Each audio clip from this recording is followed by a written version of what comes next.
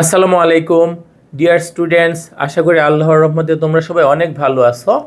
তোমাদের মধ্যে যারা স্কুল পর্যায়ের বিভিন্ন ক্লাসে আছো, তোমাদের অনেকেরই হয়তো বার্ষিক পরীক্ষা চলমান, আবার বেশ কয়েকটা প্রতিষ্ঠানে বার্ষিক পরীক্ষা শেষও হয়ে গেছে। তো তোমাদের এ অনুযায়ী যা জানতে পারলাম যে বেশিরভাগ স্কুলেই, বিশেষ করে যারা নবম শ্রেণীতে আসো, তাদের বার্ষিক পরীক্ষাটা 11 তারিখ বা ডিসেম্বরের 12 তারিখের মধ্যে শেষ হবে।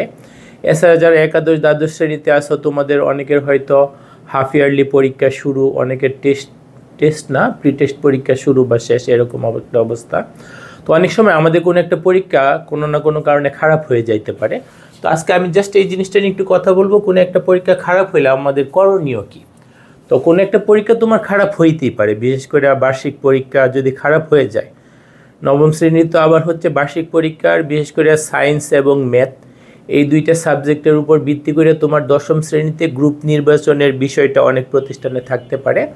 বাট মনে করো ম্যাথ বা সায়েন্স পরীক্ষাটা তোমার কোনো একটা কারণে খারাপ হয়ে গেল, সেই জন্য হয়তো সাময়িকভাবে আমাদেরও যখন পরীক্ষা খারাপ হয়েছে যতই বলি, তারপর আমাদের মনটা একটু খারাপ হয়ে যেত। তো সেক্ষেত্রে তুমি এত ভাঙে পড়া উচিত হবে না।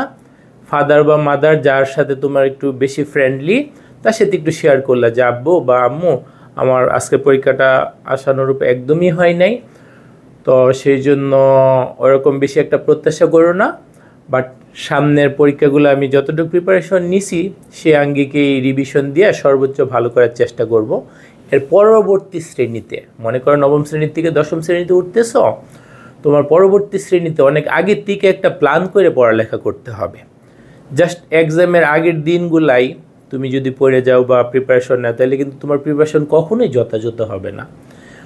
অনেক আগে থেকেই, পরীক্ষার শুরু হওয়ার অনেক আগে থেকেই তোমাকে একটা প্ল্যান মোতাবেক, যে সেই জন্য কি তোমাকে সারাদিন পড়তে হবে না, এমন করতে হবে না। তো তোমার মানে অনেক দীর্ঘ সময় আগের থেকে যদি অল্প অল্প করে পড়ে রাখো, যথাযথভাবে একটা প্ল্যান কইরা, তাহলে তোমার দেখবা পরীক্ষার সময় তোমাকে ওইরকম টেনশন করা লাগবে না। তারপরে স্কুল ম্যাথমেটিক্স ইউটিউব চ্যানেল তো তোমাদের সাথে আসি, বিশেষ করে যারা নবম শ্রেণীর বার্ষিক পরীক্ষা শেষ করবা, বেশিরভাগ প্রতিষ্ঠানে যেহেতু ডিসেম্বরের 11-12 তারিখের মধ্যে শেষ, আমরা 12 বা 13 তারিখের মধ্যেই বিশেষ করে জেনারেল ম্যাথ বা সাধারণ গণিত যেটা, সেটা সায়েন্স আর্টস কমার্স সবারই থাকবে। তাদের জেনারেল ম্যাথের ক্লাসগুলো আমরা 12 বা 13 তারিখের মধ্যেই ডিসেম্বরের আপলোড করা শুরু করব। এরপরে ধারাবাহিকভাবে সবগুলো অধ্যায় সুন্দর করে পাওয়া যাবা। তো পরীক্ষা কোনো না কারণে খারাপ হয়ে গেলে মন খারাপ করার কিছু নাই।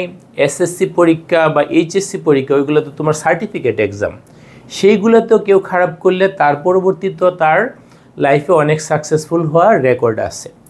তো স্কুল পর্যায়ের একটা বার্ষিক পরীক্ষা কোনো না কোনো একটা কারণে খারাপ হইলে এটা কিন্তু তোমার লাইফে রেকর্ড থাকবে না। নবম শ্রেণীর বার্ষিক পরীক্ষা তোমার দশম শ্রেণীতে যাই এটা আর শেষ। তোমার নিজের হয়তো মনে থাকবে, বাট কেউ জিজ্ঞাসা করবে না। যেমন আমাকে এখন কেউ জিজ্ঞাসা করবে না যে তোমার নবম শ্রেণীর ফলাফল কী ছিল। এসএসসি বা এইচএসসি সেই ফলাফল এখন কিন্তু আমাকে কেউ জিজ্ঞাসা করবে না। বাট আমাদের চেষ্টা থাকবে সর্বোচ্চ ভালো করার। বাট কোনো না কোনো একটা কারণে কোনো একটা পরীক্ষা খারাপ হয়ে গেলে ওই জন্য যদি আমরা ভেঙে পড়ি, দেখবো যে ইমিডিয়েট পরের পরীক্ষাটা আমাদের খারাপ হয়ে যাচ্ছে, তাই না? একটা পরীক্ষা যখন আমাদের শেষ, হল থেকে যখন বের হব, তারপরে তো ওইটাতে আমাদের আর কোনো হাত নেই। মন খারাপ না করে আমরা পরবর্তীতে যেন পরীক্ষার অনেক আগে থেকে আমাদের একটা প্ল্যান থাকে, সেই জন্য নিজের মনোবলকে চাঙ্গা রাখবো এবং মনে মনে নিজের কাছে একটা শপথ করব যে সামনে আমি যথাযথ সময় পূর্বেই প্রস্তুতি নিয়ে রাখবো, যেন প্রশ্ন যত কঠিনই হোক, আমার যে একটা স্ট্যান্ডার্ড প্রিপারেশন থাকবে, আমার পরীক্ষা ইনশাল্লাহ কখনোই খারাপ হবে না। তো চ্যানেলটার সাথেই থাকো, বিভিন্ন সময় তোমাদের সাথে দেখা হবে ইনশাআল্লাহ।